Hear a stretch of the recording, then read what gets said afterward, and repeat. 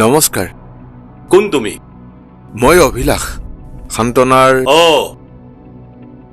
তাৰ মানে সেই দৈত্যতাৰ নমুনা তুমিয়ে নেকি? বহা।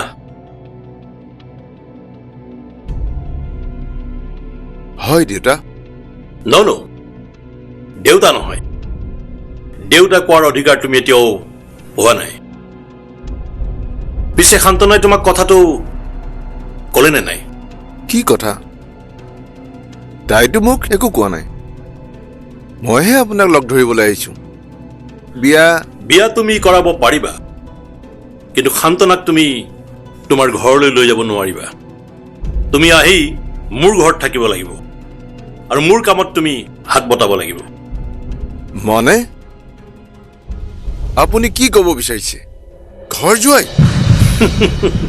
তুমি দেখিছো বৰ টেঙৰ, বৰ সোনকালেই মোৰ কথাটো বুজি পালা।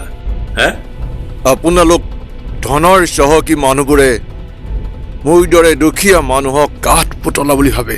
টকাৰ বলেৰে আমাৰ দৰে দুখীয়াক কিনি ৰাখিব পাৰিম বুলি ভাবে। কিন্তু সেয়া ভুল ধাৰণা। ধন আমাৰ নাই, কিন্তু মন আছে, স্বাভিমান আছে। ধনৰ মূল্য কি? আপোনাৰ সমগ্ৰ জীৱনৰ উপাৰ্জন দিও আপুনি জানো আপোনাৰ মৃত্যু ৰোধ দিব পাৰিব? তেনেহ'লে ইমান অহংকাৰ কিয়?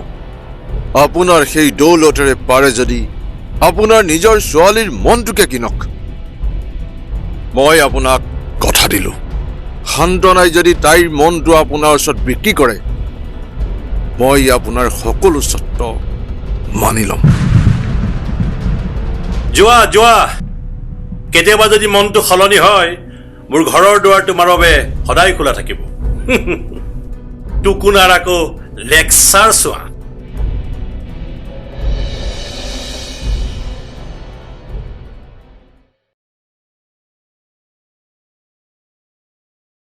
কথাবোৰ বৰ জটিল হৈ পৰিল শান্তনা। একেখন ঘৰতে এখন মৰমৰ সাগৰ আৰু এক দম্ভ অহংকাৰৰ এক